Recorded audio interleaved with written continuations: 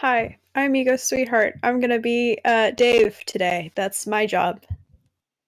Uh, Hi, I'm Alex versus Internet, and I'm gonna be John today. That's my. All right. So why don't we begin? Volume 3, A King's Feast of Ass. Let's be real. As much as you enjoy your new friends, they all seem a little lonely. Like, maybe they don't have any friends besides the ones they talk to online. Is online friendship a reasonable alternative to a more traditional face-to-face friendship? Are relationships, and dare you say families, that you choose not just as important, if not more so, than those you're able to touch and feel? Damn, maybe being a little too real.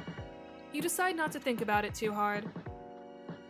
But if you're being honest with yourself, maybe you aren't terribly interested in the greater context of found family and interpersonal relationships in the instant message era.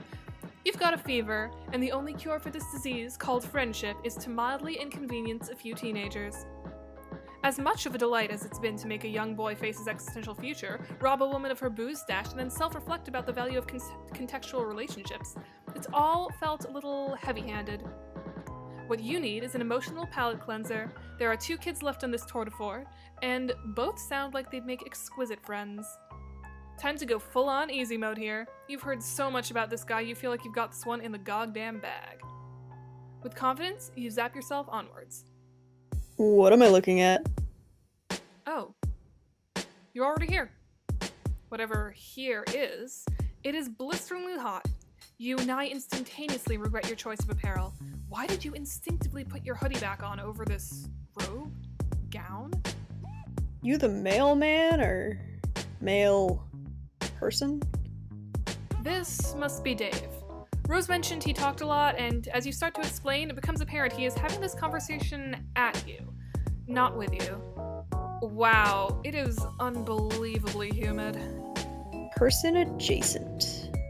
Anyway, Egbert told me you'd show up eventually, which I never doubted for a second, since one of the core tenets of the United States Postal Service is that you visit 4 extremely specific and spread out teenagers while sweating all over yourself.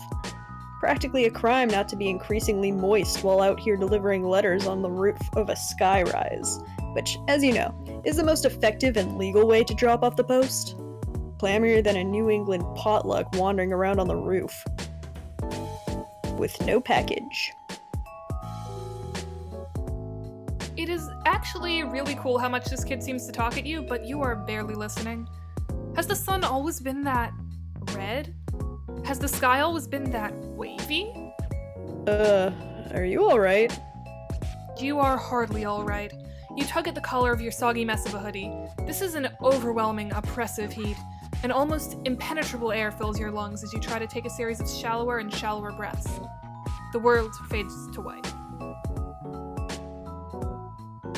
When you wake up, you're sitting propped up on a cheap futon in front of a large television. A rough approximation of a person does an elaborate series of controlled falls, accumulating in what you can only describe as skateboarding for assholes.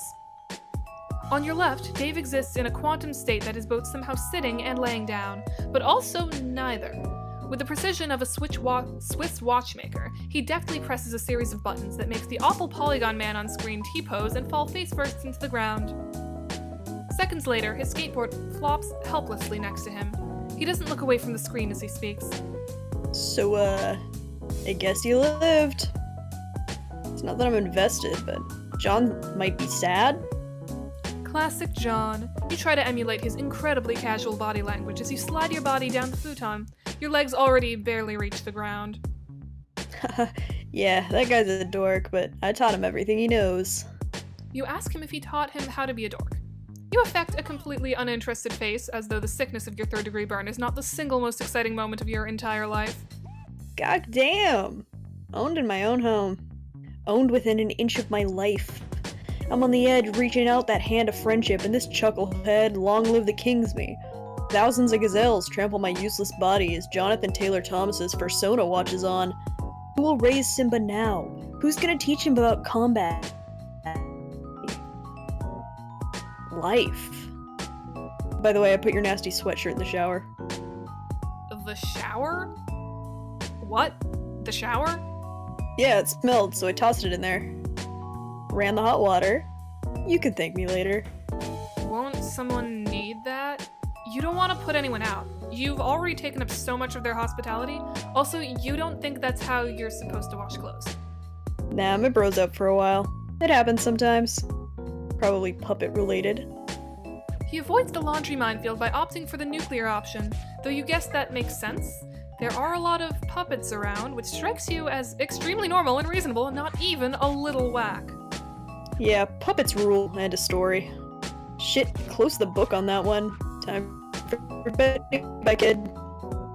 Little man about to get his rug. Tuck the fuck out, tight as can be, on his way to Slumberland. Nemo who? Never fucking heard of him. Shit, hold on. He sits up to fish something out of his pocket. Ah, a phone. He gets a phone from his pocket. You're not sure what you were thinking. As a perfectly normal human being from a 100% real and tangible Earth, you know what a cell phone is. What is that? First gen? Yikes. He ignores your jab, and you pretend not to be reading over his shoulder, though it probably could not be more obvious that you are. Hi, did you meet the mailman? My guy, we have gone over this time and time again. How do I put this in terms you can understand? Have you ever met a mailman in your life? Even in that shitty Cosner flick you love, the dude has the decency to at least wear the outfit. I knew you watched it. No, I never waste my precious time watching even a single one of the Z-list garbage you try to wreck me. I'm just stating some cold hard facts. I just read an outline and browsed a few review sites to see what people were saying. I don't know, it sounds like that probably took a lot more time and effort than just watching the movie itself. What I'm saying is this isn't a mailman. I don't even think this is a person. The only delivery that mattered. At least Lalonde had the good sense to be skeptical of this absolute fucking tomfoolery. Don't be a dick, the mailman is cool. John, I cannot stress this enough. You wouldn't know cool if it bit you right in the ass. Can you imagine? No. The dopest person you've ever met chomping away, just really getting up in there, ice cold and ear deep in a king's feast of ass. What the hell are you talking about? Try to keep up, Egbert. This will be on the quiz. He looks uncharacteristically startled as he glances back in your direction, to find you only a few inches away adamantly reading his private conversation with a friend. Jesus Christ, you're like a cat. How much of that did you see? You definitely didn't see him having a playfully flirtatious chat with a longtime friend, if that's what he's asking you. Dave desperately tries to refocus on his game hijinks. He makes his character, who you can see he is named Tony Cock, do what would be described as some insane shit. Are also straight. I mean, how would that even work? It wouldn't, that's how. That's all there really is to say about that. You reassure him that it is okay to be honest about his feelings.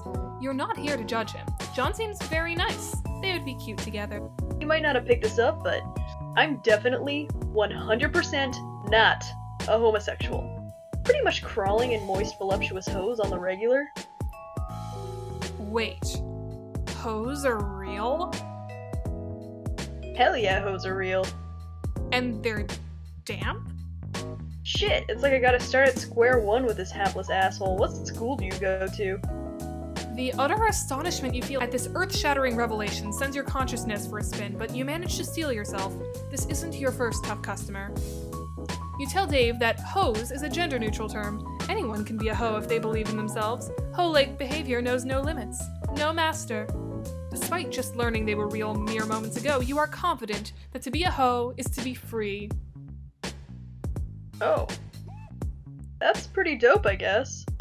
It's not... Not like I've never thought of it. I mean, for the ironic payoff, obviously. Can you imagine the look on his face? His best bro coming up to him with some dire news. I look him in the eye, he's red with tears as I put a hand on his shoulder and say, John, not to alarm you, but I'm gay now. Your clueless dipshit wiles have finally won me over. No, that sucks. His speech has become even quicker than normal as he stands and paces frantically around the apartment, completely abandoning his poor Tony. I mean, and this is purely hypothetical. If I liked anyone, which I don't on account of being too fucking smooth to tie myself down, it would probably be another one of my friends. You don't know her. She's not from around here. So that basically means I can't have a thing. A thing. For John. Case closed. A unanimous decision, the jury finds in favor of the defendant, me. It seems to you like he's got a lot to think about, and maybe this is a little heavy for the first meeting? You already feel emotionally exhausted. No fucking way, we're in this for the long haul, partner. We are entrenched in this shit. You and me are fighting on the front lines of is he, isn't he World War I. Troops are spilling over the embankment armed to the teeth with various literature and pamphlets. I'm already learning so much about myself. Oh. Is that good? The enemy is at the gates of my sexuality, and our air support is nowhere to be seen. If I don't make it, tell my wife or maybe husband I died like I lived. Completely baller in every conceivable way. This conversation train has not just gone off the rails, but is crashing headfirst into the nearest village. Just some unsuspecting hamlet falling prey to this out-of-control ride. This is no longer a conversation you have any say in. You desperately look around the room for anything else to talk about. So, puppets, right? Oh, no. You fucked up, mailman. Gates of introspection. You are balls deep in the discourse waters. There is nobody to blame but yourself. He stops pacing to look contemplative. His voice lowers to a mumble. Is he still talking to you? Does he still want to talk about this or not? It is nearly impossible to tell. Now, okay, hear me out. Do I have to come up with a gay name now, or can I still be Dave? I'm thinking Gave, but let's not kid ourselves, that's the amateur choice. Obviously my full title would be Gave Strider Dick Rider. Okay, that's enough. There's got to be a better way than this. You are so tired. Abscond. Dope.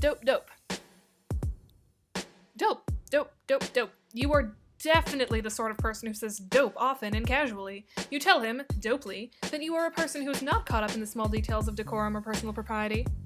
In fact, it doesn't bother you at all that he took your only worldly possessions and tossed them into a shower while you were unconscious. What's some light corpse looting among bros? Okay. Well, it dries, you can wear one of my bros shirts. Usually has a fresh stash hidden in here. Dope. Tight. Sick. Nothing weird about hiding some shirts in the living room. Just gonna have a look-see. Holy shit, there are a lot of puppets in here. Yeah, dude, puppets own. Enough said. My bros got the market cornered on puppet-based endeavors. Backed up against the wall like a feral beast, hissing for more plush-oriented content. Little guy's probably just scared. Just wants to protect its nest and mouth-to-mouth feed its babies only the choicest of puppet smut for a reasonable fee. What the fuck does any of that mean? You look back to Dave, but he's on his phone. God damn, that is so cool, actually. There's something weird about this whole setup that you just can't put your finger on. For one, you can't seem to find any secret shirts anywhere. It's all just puppets and plushes and DJ equipment. Oh my. Yeah, with my bro you have to think about the potential for ironic payoff. That guy's always one step ahead. Just when you think you've got it all figured out, it was all just some trap to make you think you'd gotten his goat. But that goat is long gone. Makes you think maybe there never was a goat. Maybe it was some other barnyard animal all along. You've been duped into looking for a goat like some dumb asshole. Or maybe the goat gets you. Really subvert the whole thing. You take a second to wonder if he really is using the term ironic correctly in this instance. By dictionary definition, yes, a goat getting you is the opposite of how the situation should go. Thank God you settled that. As you are about to reassure Dave that this joke tracks, you catch some movement in the corner of your eye. Was that a camera? It couldn't have possibly been a camera. Oh, nope. There it is again. There's a camera coming out of the ice dispenser. It whirs softly as you approach, its mechanical eye trained on you. How long has this thing been watching? Is this Dave's? You lean in to take a closer look, but your foot catches on something. You fall flat on your face. Dave seems too engrossed in the conversation he's having on his phone to pay much mind, occasionally mumbling something out loud a few times before presumably typing it out. You search for whatever it was that made you beef it so royally. You know, beef it, like fall down. That is a real phrase that humans say. A small tripwire stands taut a few inches off the ground. You must not have disturbed it enough to set it off, whatever contraption it's attached to, apparently. Oh yeah, sometimes they're more of a psych out. You think, oh fuck me, I definitely beefed it, which is a phrase that is real. And then you sit there waiting on bated breath, prepared to be fuck deep in velvety marionette dick. And it never comes. You go the rest of your day just waiting for the payoff for your dipshit mistake. And it never comes. You wake up in cold sweats for weeks, yearning for a release that will never find you, and it hits you. You've been fucking bamboozled by the master yet again. There's no elaborate booby trap, no Rube Goldberg device set to enact a series of complicated shenanigans, ultimately resulting in being buried alive in Kermit the Frog's plush amphibious dong. Beautiful, really. Damn, bro, you live like this? I mean, yeah, I guess. Keeps you on my toes. Heels never even met the ground. I'm a prima ballerina with a head full of dreams and nothing to lose. God's gift to pliés, ripping straight, tasty tour-on l'air for my adoring fans. I go apeshit for this sort of thing, but it's just another day in the life of danseur extraordinaire Dave Strider. Haven't fallen for a trap like that since I was a baby. Trained. Real rookie mistake mailman looking tired maybe. Drained. Oh my god, is he mumble rapping at you? This is the greatest day of your life. Got more plush ass than a puppet lost and found. King Strider drops the illest fires, cause heavy is the crown. Rhyming puppet with puppet, call that puppet rhymes. Killing all ventriloquists, puppet on puppet crimes. He goes on like this for some time, with what could be described as bars of a similar caliber. The narrative focus shifts to your inner thoughts out of necessity because it turns out writing raps is really hard. He isn't exactly great, but you're not really a rap expert, despite what your social media opinions might imply, unless you count Hatch to Dance, which of course you do. Why wouldn't you?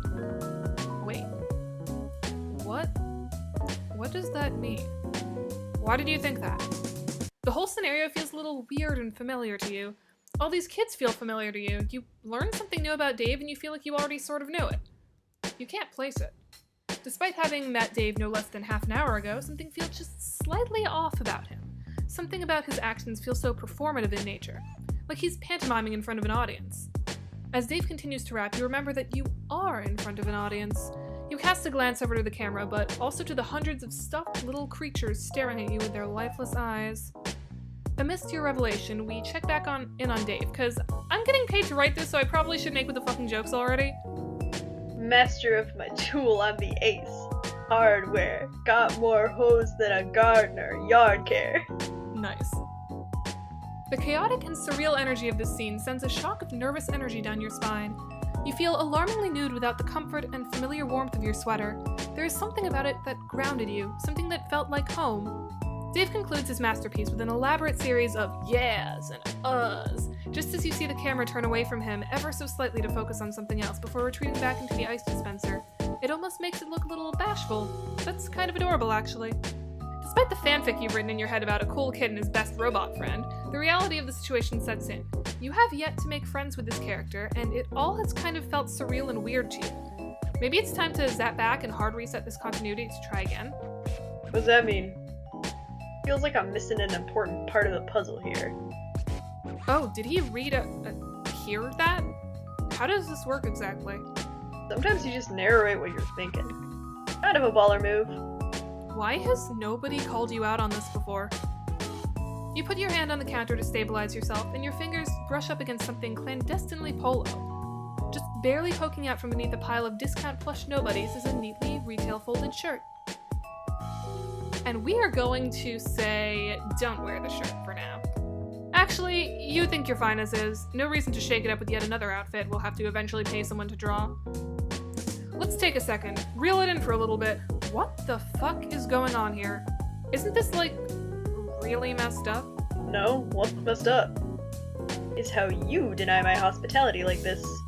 I offer someone else's property that you have to find among countless lifeless puppet corpses, and this is the thanks I get? Real cold, mailman.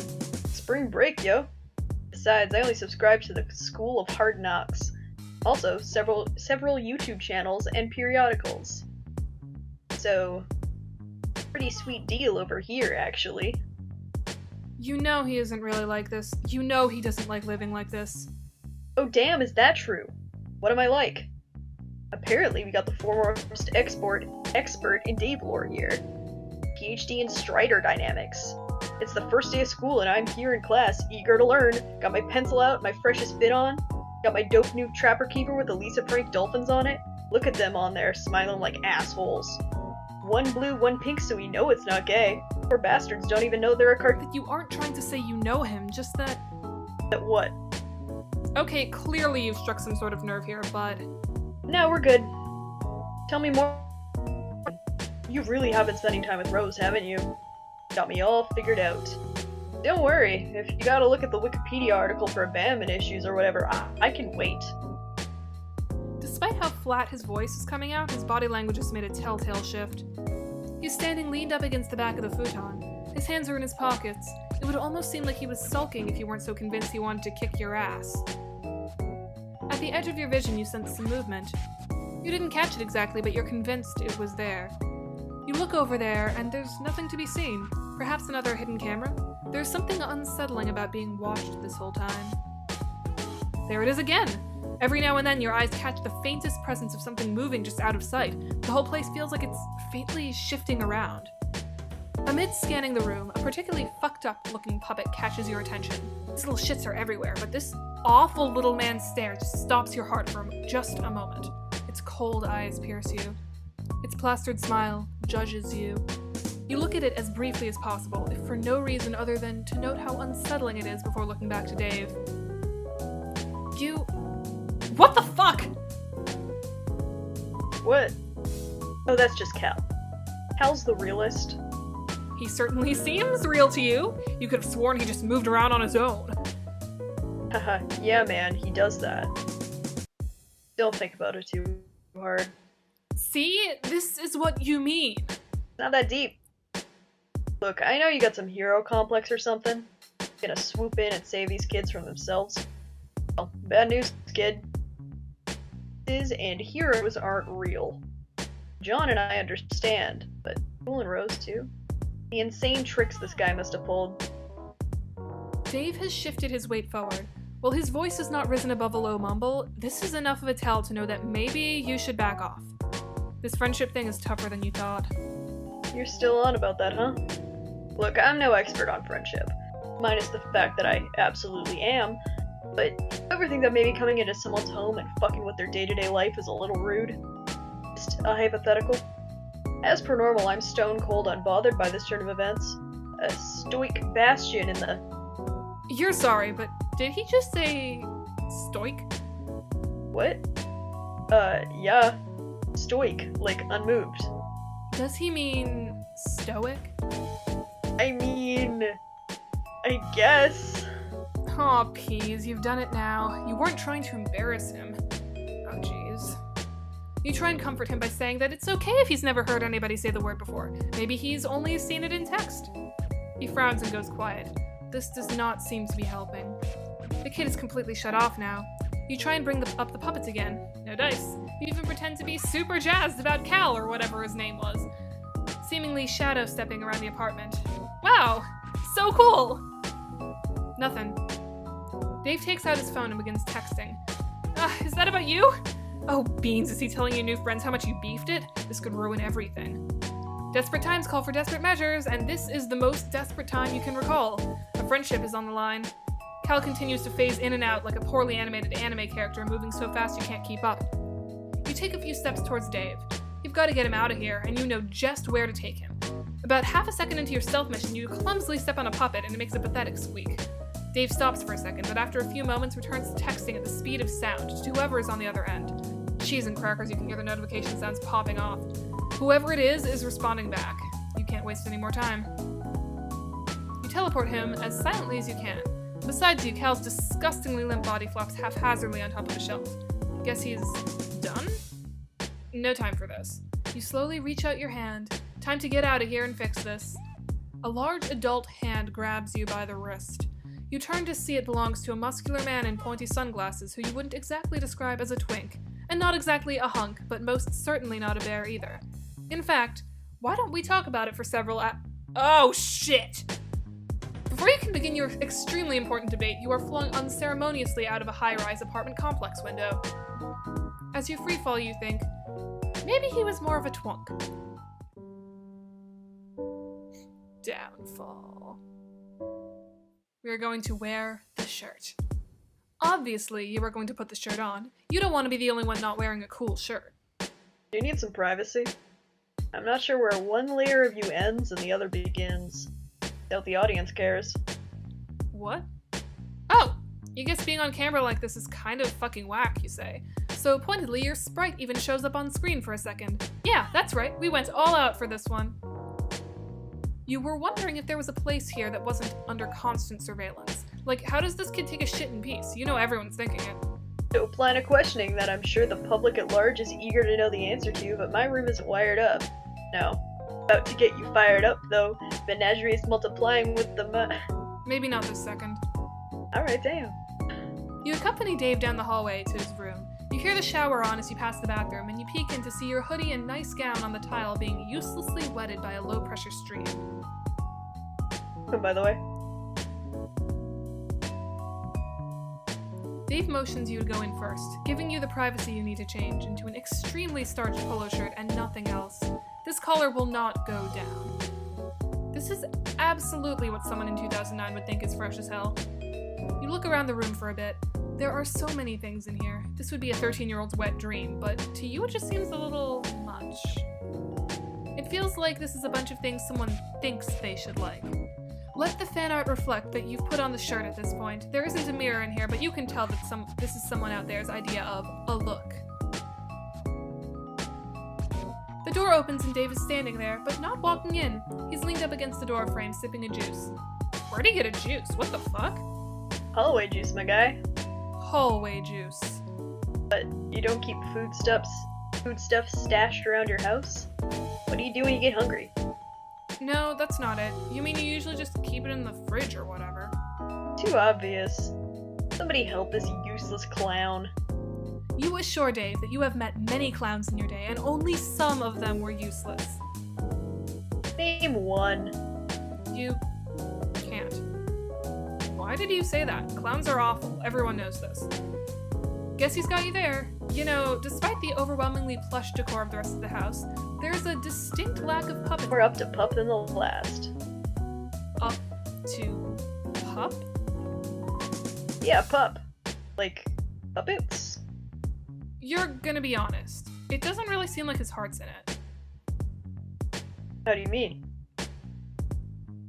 Well, it's just that he doesn't really seem to be all into the puppets.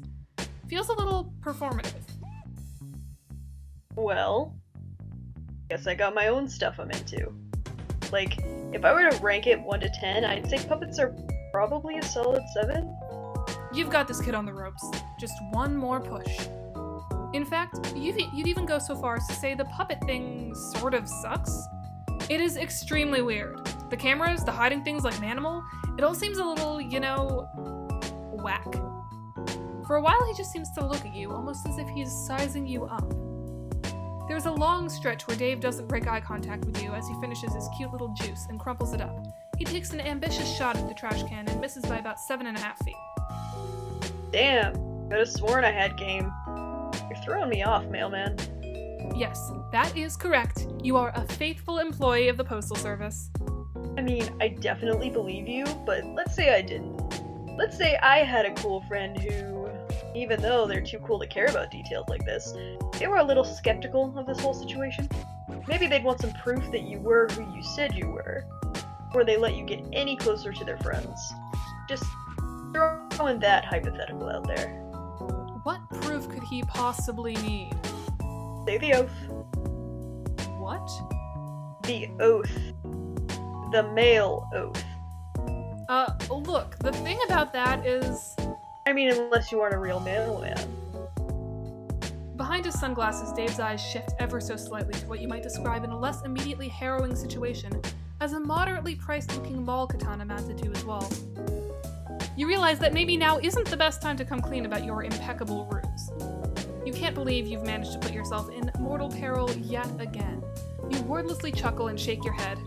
Oh, the situations you get yourself into. Dave, not privy to your private thoughts for once, looks on. Why, of course you can recite the mailman oath, you say with confidence that is as misplaced as it is unfounded. You perk up. Now is your time to shine. Maybe it's the popped collar, but you are feeling good about this one.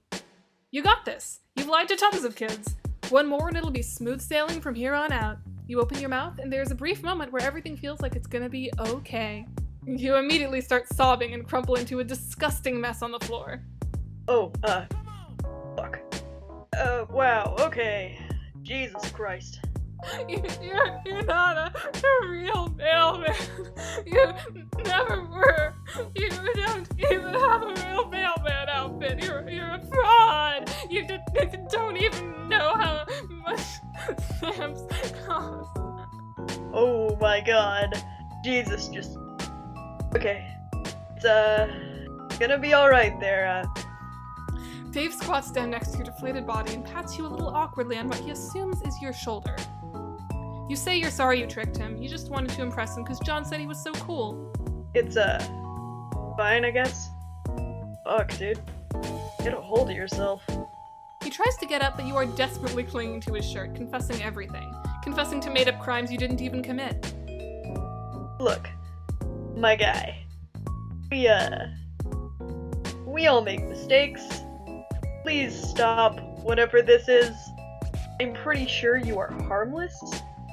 And I don't think you actually killed anyone with your ass, or were ever an accessory to burning down an alien mall, or whatever insane shit you just said.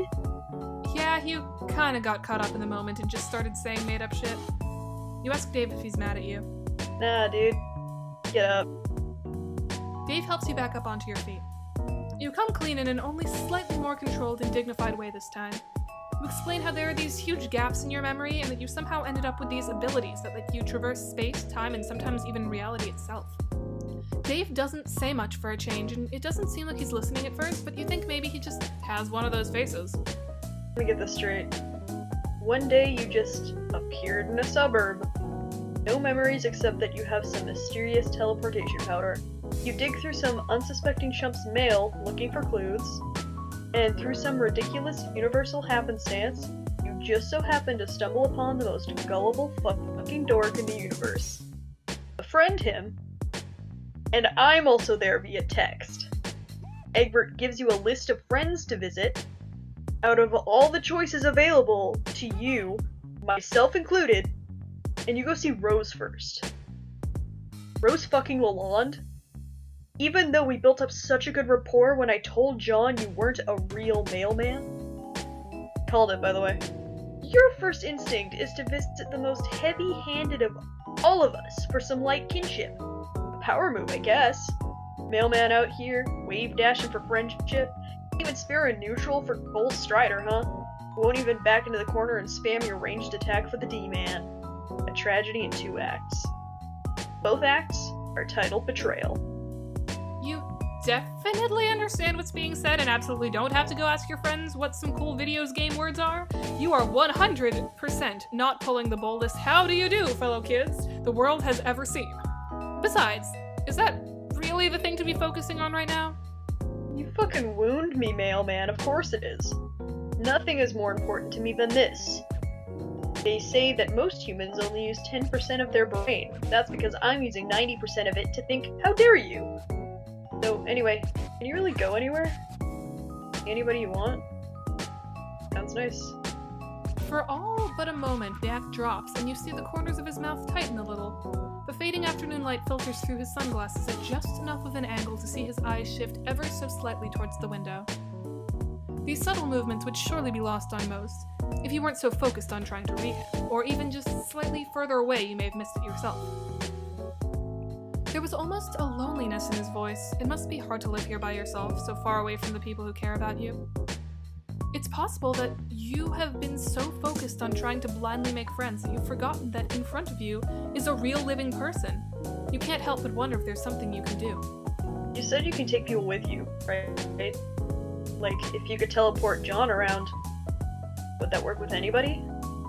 This is it. The path to this kid's heart is clear as day. Fuck what you just said right now. That friendship juice is so close you can practically fucking taste it. You try not to look excited, affecting Dave's cool persona as you say, "Fuck yeah, you can take people with you." You scope out your fingernails because for some reason that's what you do when you're acting cool. This works to the full extent it can, coming from someone who not but 7 minutes and 32 seconds earlier was rolling around on the floor, damp with their own tears. Did he have some place in mind? Yeah. I mean, I got some ideas I could bounce off you, I guess. How do you feel about... Shh.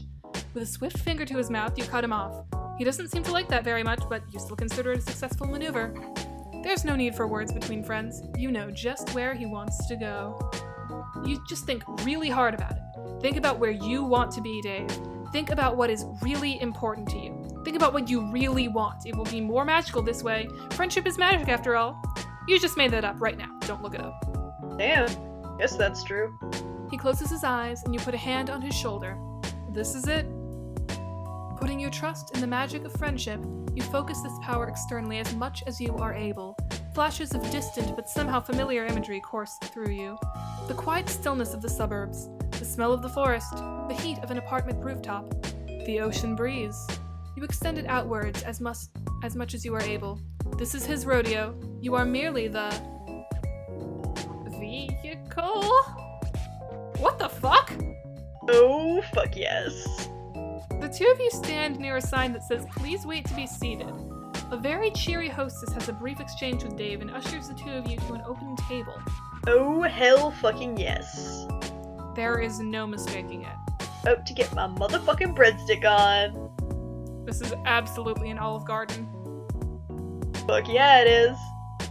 When you're here, you're family, dog. While you're still new to this, you can't really seem to detect any irony in his voice. You thought for sure he'd want to go see his friends. You thought you had him figured out. First and last mistake, mailman. But you'll learn. I'm a mystery. Got that history. Fucking with the plot, my flow so hot they leave you looking blistery. Racially ambiguous. My rhymes contiguous. At the OG with my homie where the breadsticks are continuous. You know what? Fuck it. You just let him go on for a while. You don't even know if the last one rhymed, but fuck if you aren't charmed by this little bastard. You lean back in your chair and just absorb it all, sitting in the worst restaurant imaginable with your new rapping teen friend while the other patrons do their best to ignore his incredible rhymes. After a short while, Dave abruptly stops freestyling and you open your eyes. Oh fuck, you know what time it is? No, your sprite doesn't have a watch drawn on it. It's breadstick 30. No watch necessary. Fuck me, I love breadsticks. I never talk about it. This is a very real and hidden character trait that nobody knows about me. Well, that sounds like a very real and hidden character trait that nobody knew about him. And we are certainly not finding this out because of a series of seemingly unrelated events that possibly change the continuity of this universe, allowing these sort of otherwise narratively unimportant traits to shine through. Wow, he is really going to town on those breadsticks. Maybe this is all friendship needs to be. Spending some quality FaceTime with a solid bro and just absolutely decimating some bottomless breadsticks at a bad chain Italian restaurant. Maybe the real lesson here is friendship doesn't have to be a grand gesture or high adventure. Maybe the real friends... I understand you're having a moment, but I am absolutely gonna eat your breadsticks if you don't stop talking about what friendship means to you. Yeah, man, whatever you want. Get that bread, son! I love my son. I'm Poor fucking kid. losing my mind over this. I went to Olive Garden. It's really good. The canonical end to that episode is you'll just go to Olive Garden. Yeah. James Roach did such a good job with this. Honestly. Like, Yeah, honestly, I didn't even slaps. know he was a writer, but this was so good. But yeah, thank you all for coming, and I will see you all not next Saturday, but the Saturday after.